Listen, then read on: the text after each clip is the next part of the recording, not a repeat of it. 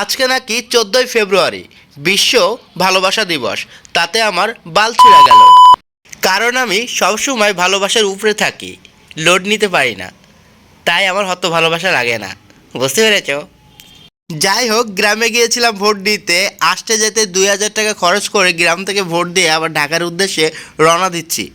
বিশ্বাস করেন গাইস, আমি কখনো ভাবিনি আমি এত দেশপ্রেমিক হয়ে যাব। যেহেতু বাংলাদেশের নাগরিক, আমরা দেশপ্রেমিক তো একটু দেখাতেই হবে, ব্যাপার না।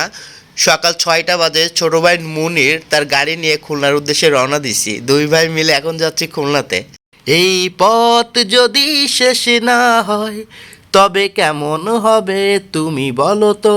পথ শেষ হোক কিংবা না হোক, বাইকের তেল ঠিকই শেষ হয়ে যাবে। তাই আমরা বাইকে তেল ঢুকিয়ে আবার রওনা দিলাম।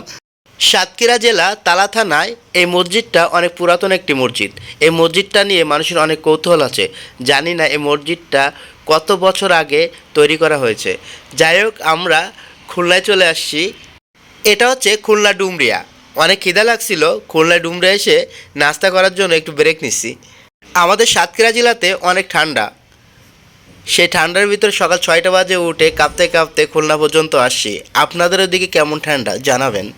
নাস্তা শেষ করে খুলনা পর্যন্ত যাওয়ার পরে দুই ভাই দুই দিকে চলে গেলাম।